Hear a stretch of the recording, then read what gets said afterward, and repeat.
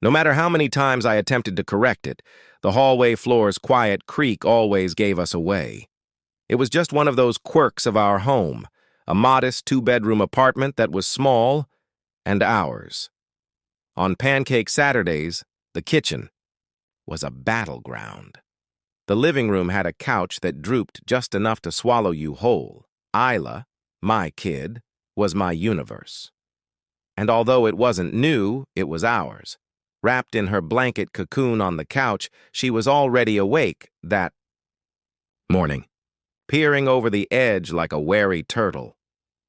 The TV hummed Saturday cartoons, but her eyes were elsewhere, lost in thoughts no 8-year-old should ever have to carry.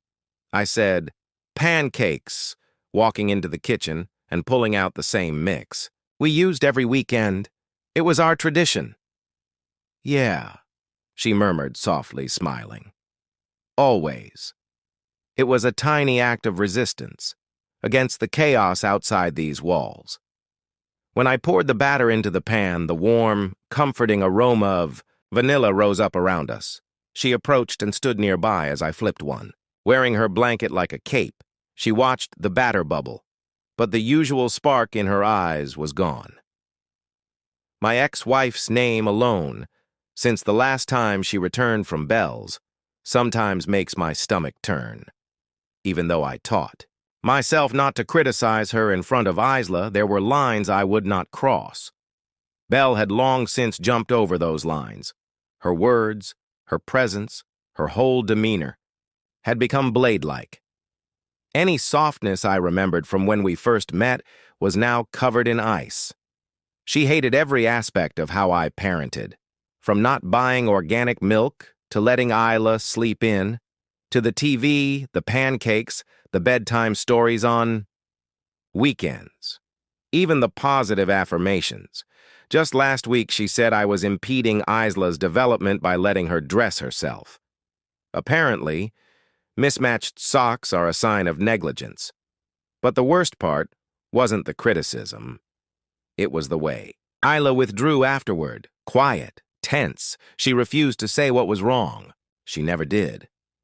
After breakfast, I felt like something had been crushed deep down inside her. I opened my laptop, sitting at the table, trying to freelance while waiting for a logistics company to finally pay me, just enough to keep rent covered, and the fridge stocked. But work was scarce. Pandemic-era contracts had dried up. Isla dragged her sketch pad to the couch and began drawing. Out of the corner of my eye, I noticed she no longer filled pages with flying dolphins or unicorns. Lately, they were mostly homes. Some had tall walls. Others showed people separated by long hallways. Some enclosed completely. I murmured, "Hey, Bug, want to tell me what you're drawing?" She looked up, eyes unreadable. "It's nothing," she muttered. I knew better than to push. That familiar ache bloomed quietly in my chest. Later that afternoon, my mother stopped by. Rosa, built like oak and grounded like truth, carried a basket of goods and her usual wisdom. She kissed Isla, then cornered me in the kitchen, brows already raised.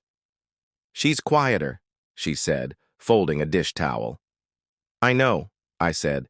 "You're going to tell me to talk to Belle." "What's the point?" I added. "Every time I try, it becomes a debate, and I lose by default." Rosa's eyes softened, but her resolve didn't budge. "Then talk to Isla. Listen to her silences. Children's voices are loudest when they go quiet."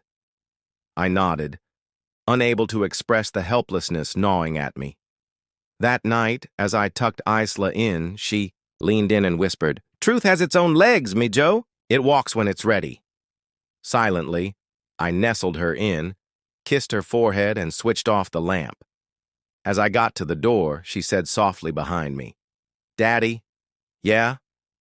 Do you think Mom's—" I turned slowly. Her eyes were wide open in the dark.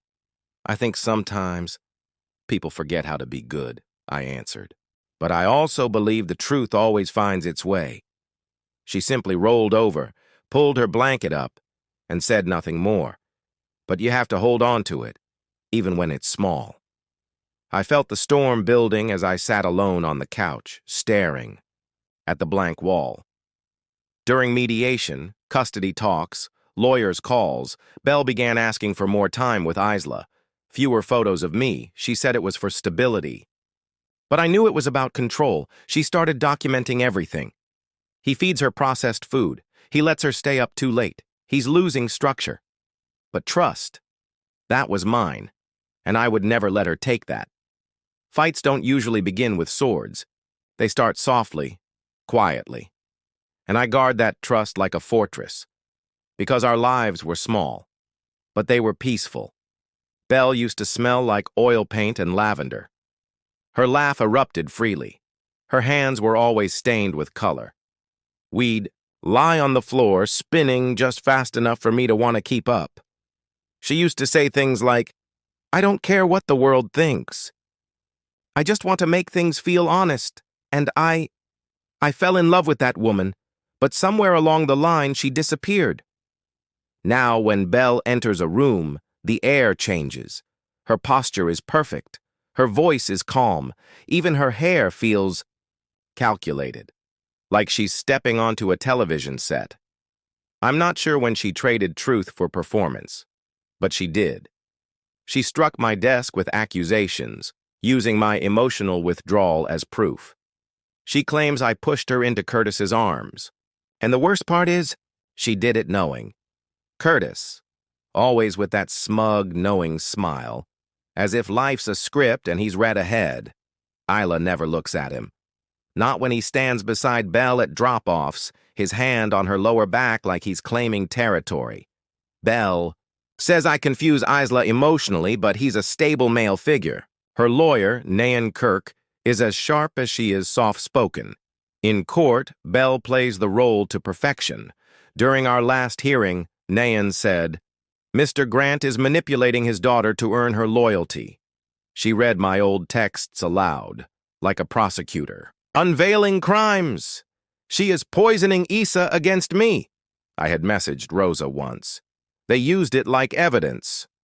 But no one listened to Issa's silences.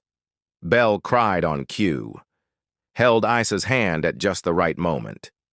And when Nayan said I was spreading lies, I felt my stomach twist into knots.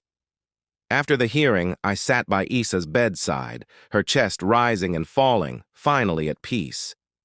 I noticed her notebook on the nightstand. She'd drawn our apartment, the sagging couch, the glowing TV, and pancakes. Beneath it, she had scrawled in crayon, "Daddy's house feels soft." I bit the inside of my cheek hard. She felt me. She saw me, even if the court didn't.